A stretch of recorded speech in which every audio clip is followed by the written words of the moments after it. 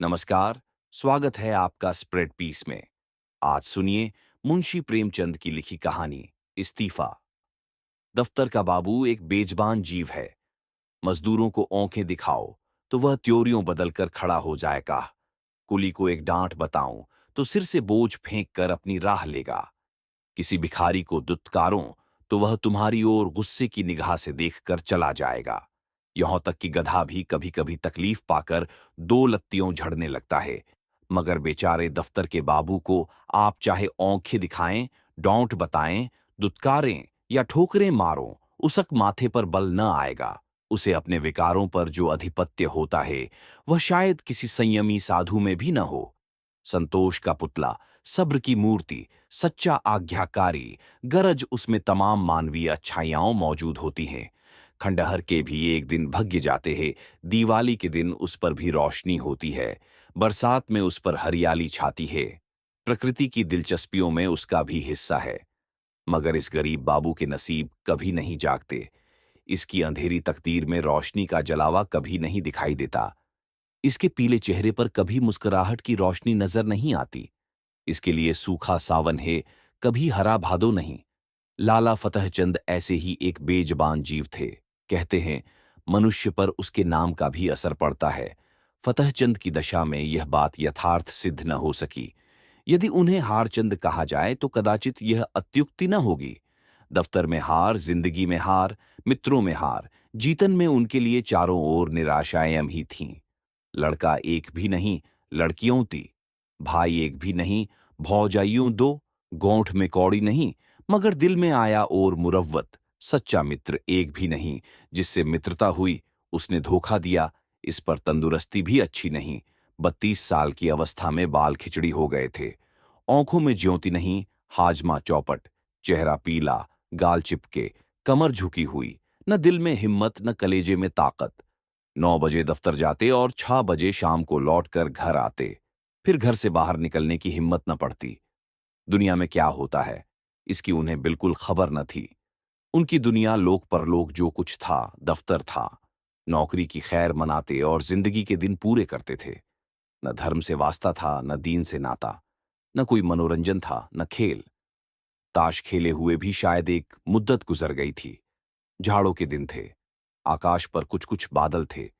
फतहचंद 5:30 बजे दफ्तर से लौटे तो चिराग जल गए थे। दफ्तर से आकर वह किसी से कुछ न बोलते। चुपके से चारपाई पर लेट जाते और 15-20 मिनट तक बिना हिले डुले पड़े रहते। तब कहीं जाकर उनके मुंह से आवाज निकलती। आज भी प्रतिदिन की तरह वे चुपचाप पड़े थे कि एक ही मिनट में बाहर से किसी ने पुकारा। छोटी लड़की ने जाकर पूछा तो मालूम हुआ कि दफ्तर का चपरासी है। शारदा पति के मुंह हाथ धाने के लिए लौटा गिलास मौज रही थी। बोली, उसे कह दे। क्या काम है?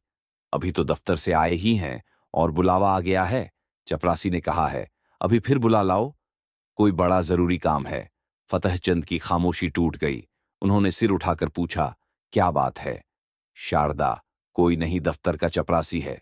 फतहचंद ने सहम कर कहा, दफ्तर का चपरासी? क्या साहब ने बुलाया है? शारदा, हाँ, कहता है साहब बुला रहे हैं। यहों कैसा साहब है तुम्हारार, जब देखा बुलाया करता है। सवेरे के गए गए अभी मकान लौटे हो, फिर भी बुलाया आ गया। फतहचंद न संभल कर कहा, जरा सुन लूं, किस लिए बुलाया है? मैंने सब काम खत्म कर दिया था, अभी आता हूं। शारदा, जरा जलपान तो करते जाओ। चपरासी से बातें करने लगोगे तो तुम्हें अंदर आने की याद भी न रहेंगी। यह कहकर वह एक प्याली में थोड़ी सी दालमोट और सेव लाई। फतहचंद उठकर खड़े हो गए, किंतु खाने की चीजें देखकर चारपाई पर बैठ गए और प्याली की ओर चाव से देखकर चारपाई पर बैठ गए और प्याली की ओर चाव से देखकर डरते हुए बोले, लड़कियों को दे दिया है ना? शारदा ने औंखें चढ़ाकर कहा, हों हों, दे दिया है। तुम तो खाओ। इतने में छोटी में चपरासी ने फिर पुकार, बाबूजी, हमें बड़ी देर हो रही है। शारदा, कह क्यों नहीं दते कि इस वक्त न आएंगे? फतहचंद ने जल्दी जल्दी दालमोट की 2-3 फंकियों लगाई, एक गिलास पानी पिया और बाहर की तरफ दौड़े। शारदा पान बनाती ही रह गई। चपरासी ने कहा, बाबूजी, आपने बड़ी देर कर दी। अब जरा लपक एच लिए, नहीं तो जाते ही डांट बताएगा। फतहचंद ने 2 कदम दौड़कर कहा, चलेंगे तो भाई आदमी ही की तरह, चाहे डॉट लगाएं या धौंत दिखाएं। हमसे दौड़ा नहीं जाता। बंगले ही पर है ना। चपरासी, भला वह दफ्तर क्यों आने लगा? बादशाह हे की दिल लगी। चपरासी तेज चलने का आदी था। बेचारे बाबू फतहचंद धीरे धीरे जाते थे। थोड़ी ही दूर चलकर हौंफ उठे। मगर मर्द तो थे ही, ये कैसे कहते कि भाई जरा और धीरे चलो। हिम्मत करके कदम उठाते जाते थे, यहां तक कि जोंघों में दर्द होने लगा और आधा रास्ता खत्म होते होते पैरों ने उठने से इनकार कर दिया। सारा शरीर पसीने से तर हो गया। सिर में चक्कर आ गया। आंखों के सामने तितलियां उड़ने लगीं। चपरासी ने ललकारा, जरा कदम बढ़ाए चलो बाबू। फतहचंद बड़ी मुश्किल से बोले, तुम जाओ, मैं आता हूं। वे सड़क के किनारे पटरी पर बैठ गए और सिर को दोनों हाथों से थामकर दम मारने लगे। चपरासी ने इनकी यह दशा देखी तो आगे बढ़ा। फतहचंद डरे कि यह शैतान जाकर न जाने साहब से क्या कह दे तो गजब ही हो जाएगा। जमीन पर हाथ टेक कर उठे और फिर चले, मगर कमजोरी से शरीर हौंफ रहा था। इस समय कोई बच्चा भी उन्हें जमीन पर गिरा सकता था। बेचारे किसी तरह गिरते पड़ते साहब बंगले पर पहुंचे। साहब बंगले पर टहल रहे थे। बार बार फाटक की तरफ देखते थे और किसी को अतो न देखकर मन में झल्लाते थे। चपरासी को देखते ही आंखें निकालकर बोल, इतनी देर कहूं था। चपरासी ने बरामदे की सीढ़ी पर खड़े खड़े कहा, हुजूर, जब वह आए तब तो मैं दौड़ा चला आ रहा हूं। साहब ने पैर पटक कर कहा, बाबू क्या बोला? चपरासी, आ रहे हैं हुजूर, घंटा भर में तो घर में से निकले। इतने में पुतहचंद अहाते के तार के उंदर से निकलकर वहां आ पहुंचे और साहब को सिर झुककर सलाम किया। साहब ने कड़कर कहा, अब तक कहूं था। फतहचंद ने साहब का तमतमाया चेहरा देखा तो उनका खून सूख गया। बोले, हुजूर, अभी अभी तो दफ्तर से गया हूं। ज्यों ही चपरासी ने आवाज दी, हाजिर हुआ। साहब, झूठ बोलता है, झूठ बोलता है, हम घंटे भर से खड़ा है। फतहचंद, हुजूर, मैं झूठ नहीं बोलता। आने में जितनी देर हो गई होस, मगर घर से चलेन में मुझे बिल्कुल देर नहीं हुई। साहब ने हाथ की छड़ी घुमाकर कहा, चुप रह सुअर, हम घंटा भर से खड़ा है, अपना कान पकड़ो। फतहचंद ने खून की घंट पीकर कहा, हुजूर, मुझे 10 साल काम करते हो गए, कभी। साहब, चुप रह सुअर, हम कहता है कि अपना कान पकड़ो। फतहचंद, जब मैंने कोई कसूर किया हो? साहब, चपरासी, इस सुअर का कान पकड़ो। चपरासी ने दबी जबान से कहा, हुजूर, यह भी मेरे अफसर है, मैं इनका कान कैसे पकड़ूं? साहब, हम कहता है, इसका कान पकड़ो, नहीं हम तुमको हंटरों से मारेगा। चपरासी, हुजूर, मैं यहां नौकरी करने आया हूं, मार खाने नहीं। मैं भी इज्जतदार आदमी हूं। हुजूर, अपनी नौकरी ले लें। आप जो हुक्म दें वह बजा लाने को हाजिर हूं, लेकिन किसी की इज्जत नहीं बिगाड़ सकता। नौकरी तो 4 दिन की है, 4 दिन के लिए क्यों जमाने भर से बिगाड़ करे? साहब अब क्रोध को न बर्दाश्त कर सके, हंटर लेकर दौड़े। चपरासी ने देखा यह खड़ रहने में खैरियत नहीं है, तो भाग खड़ा हुआ। फतहचंद अभी तक चुपचाप खड़े थे। चपरासी को न पाकर उनके पास आया और उनके दोनों कान पकड़कर हिला दिया। बोला, तुम सुअर गुस्ताखी करता है, जाकर ऑफिस से फाइल लाओ। फतहचंद ने कान हिलाते हुए कहा, कौन सा फाइल? तुम बहरा है, सुनता नहीं? हम फाइल मोहंगता है। फतहचंद ने किसी तरह दिलेर होकर कहा, आप कौन सा फाइल मोंगते हैं? साहेब, वही फाइल जो हम मांगता है। वही फाइल लाओ। अभी लाऊं? बेचारे फतहचंद को अब और कुछ पूछने की हिम्मत न हुई। साहब बहादुर एक तो यूं ही तेज मिजाज थे, इस पर हुकूमत का घमंड और सबसे बढ़कर शराब का नशा। हंटर लेकर पिल पड़ते तो बेचार क्या कर लेते। चुपके से दफ्तर की तरफ चल पड़े। साहब ने कहा, दौड़ कर जाओ, दौड़ो। फतहचंद ने कहा, हुजूर, मुझसे दौड़ा नहीं जाता।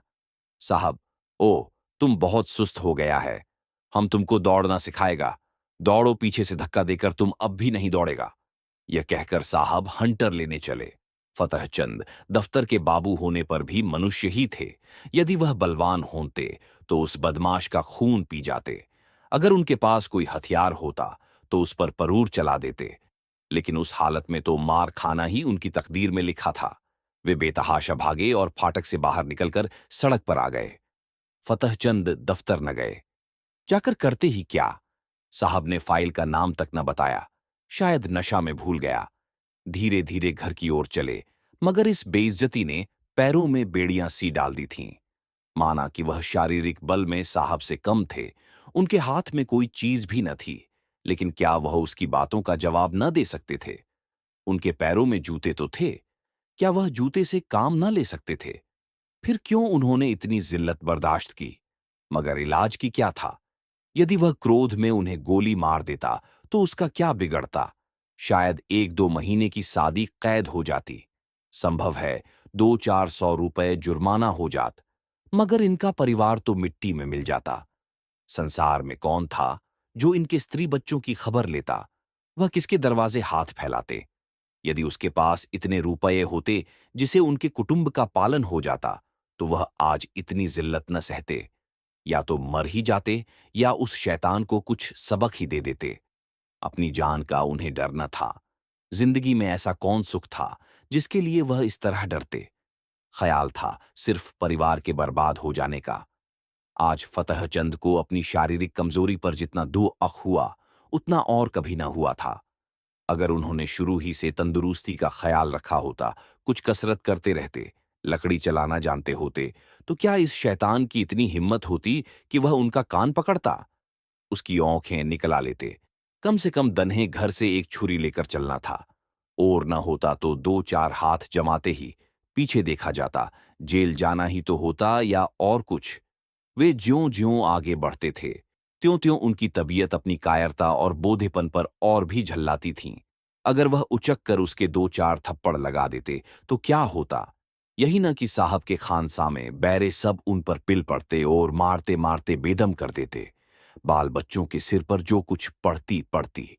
साहब को इतना तो मालूम हो जाता कि गरीब को बेगुनाह जलील करना आसान नहीं। आखिर आज मैं मर जाऊं तो क्या हो? तब कौन मेरे बच्चों का पालन करेगा?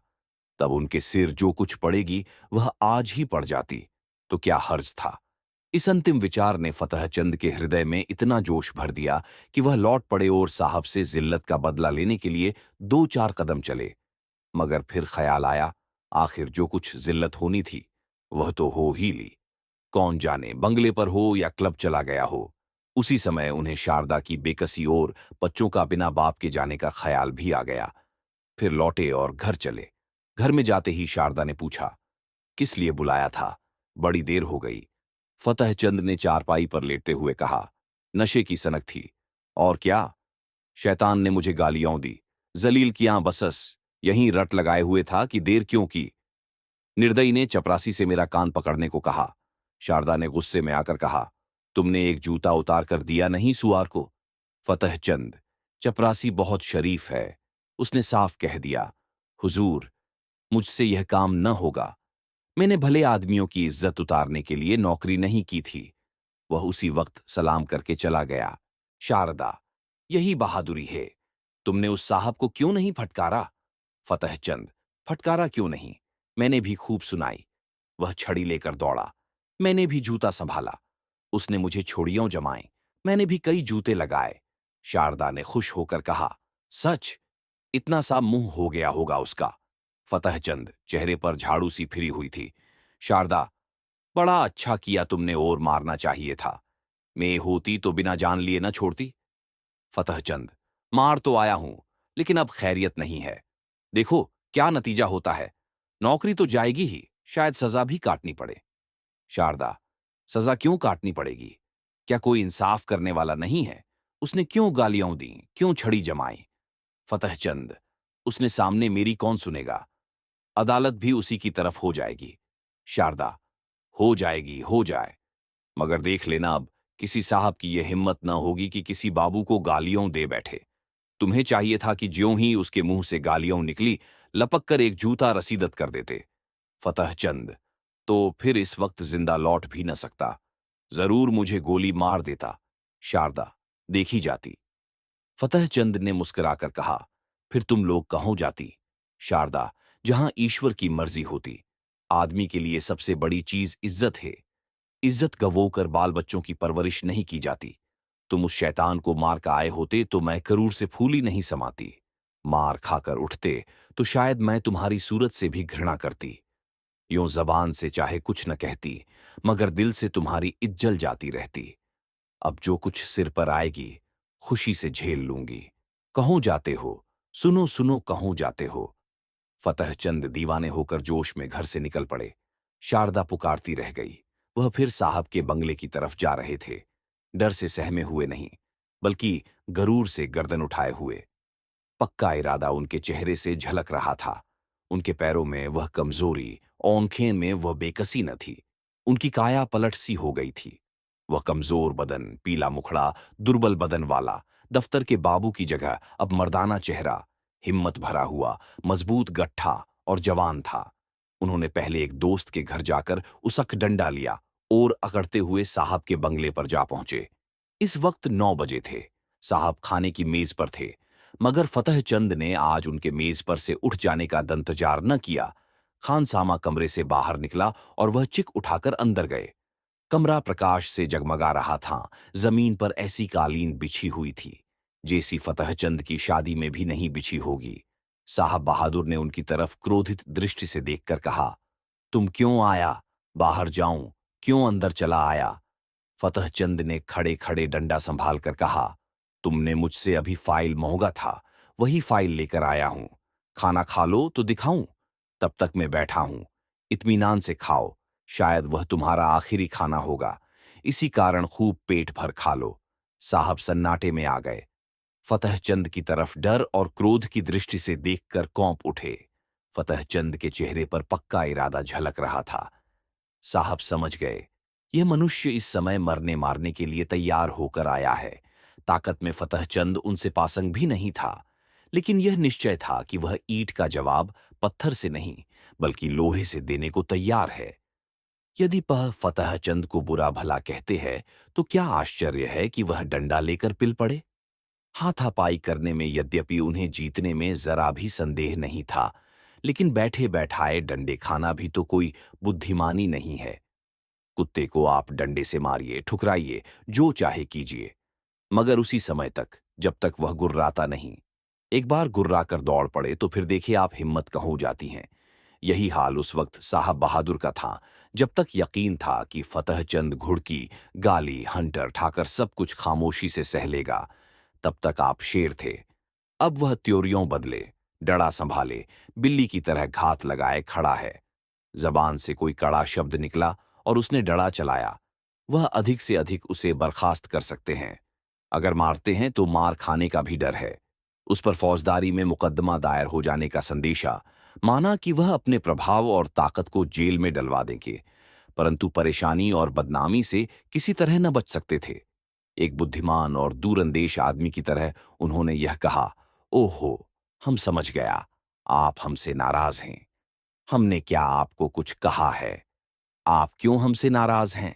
फतहचंद ने तनकरी कहा, तुमने अभी आध घंटा पहले मेरे कान पकड़े थे और मुझसे सैकड़ों ऊल जलूल बातें कही थीं। क्या इतनी जल्दी भूल गए? साहब, मैंने आपका कान पकड़ा। आहा हा हा हा, क्या मजाक है? क्या मैं पागल हूं या दीवाना? फतहचंद, तो क्या मैं झूठ बोल रहा हूं? चपरासी गवाह है। आपके नौकर चाकर भी देख रहे थे। साहब, कब की बात है? फतहचंद, अभी अभी, कोई आधा घंटा हुआ। आपने मुझे बुलवाया था और बिना कारण मेरे कान पकड़े और धक्के दिए थे। साहब, ओ बाबूजी, उस वक्त हम नशा में था। बेहरा ने हमको बहुत दे दिया था। हमको कुछ खबर नहीं। क्या हुआ माई गॉड, हमको कुछ खबर नहीं। फतहचंद, नशा में अगर तुमने गोली मार दी होती तो क्या मैं मर न जाता? अगर तुम्हें नशा था और नशा में सब कुछ मुआफ है, तो मैं भी नशे में हूं। सुनो मेरा फैसला। या तो अपने कान पकड़ो कि फिर कभी किसी भले आदमी के संग ऐसा बर्ताव न करोगे, या मैं आकर तुम्हारे कान पकड़ूंगा। समझ गए कि नहीं? इधर उधर हिलो नहीं। तुमने जगह छोड़ी और मैंने डंडा चलाया। फिर खोपड़ी टूट जाए तो मेरी खता नहीं। मैं जो कुछ कहता हूं वह करते चलो। पकड़ो कान। साहब ने बनावटी हंसी हंसकर कहा, वेल बाबूजी, आप बहुत दिल लगी करता है। अगर हमने आपको बुरा बात कहता है तो हम आपसे माफी मांगता है। फतहचंद, डंडा तौल कर नहीं, कान पकड़ो। साहब आसानी से इतनी जिल्लत न सह सके। लपक कर उठे और चाहा कि फतहचंद के हाथ से लकड़ी छीन लें, लेकिन फतहचंद गाफिल न थे। साहब मेज पर से उठने न पाए थे कि उन्होंने डंडे का भरपूर और तुल्ला हुआ हाथ चलाया। साहब तो नंगे सिर थे ही। चोट सिर पर पड़ गई। खोपड़ी भन्ना गई। 1 मिनट तक सिर को पकड़े रहने के बाद बोले, हम तुमको बर्खास्त कर देगा। फतहचंद, इसकी मुझे परवाह नहीं, मगर आज मैं तुमसे बिना कान पकड़ाए नहीं जाऊंगा। कसान पकड़कर वादा करो कि फिर किसी भले आदमी के साथ ऐसा बेअदबी न करोगे, नहीं तो मेरा दूसरा हाथ पड़ना ही चाहता है। यह कहकर फतहचंद ने फिर डंडा उठाया। साहब को अभी तक पहली चोट न भूली थी। अगर कहीं यह दूसरा हाथ पड़ गया तो शायद खोपड़ी खुल जाए। कान पर हाथ रखकर बोले, अब खुश हुआ। फिर तो कभी किसी को गाली न दोगे। कभी नहीं। अगर फिर कभी ऐसा किया तो समझ लेना, मैं कहीं बहुत दूर नहीं हूं। अब किसी को गाली न देगा। अच्छी बात है। अब मैं जाता हूं। आपसे मेरा इस्तीफा है। मैं कल इस्तीफा में यह लिखकर भेजूंगा कि तुमने मुझे गालियां दी, इसलिए मैं नौकरी नहीं करना चाहता। समझ गए? साहब, आप इस्तीफा क्यों देता है? हम तो बर्खास्त नहीं करता। फतहचंद, अब तुम जैसे पाजी आदमी की मातहती नहीं करूंगा। ये कहते हुए फतहचंद कमरे से बाहर निकले और बड़े इत्मीनान से घर चले। आज उन्हें सच्ची विजय की प्रसन्नता का अनुभव हुआ। उन्हें ऐसी खुशी कभी नहीं प्राप्त हुई थी। यही उनके जीवन की पहली जीत थी। आप सुन रहे थे मुंशी प्रेमचंद की लिखी कहानी इस्तीफा।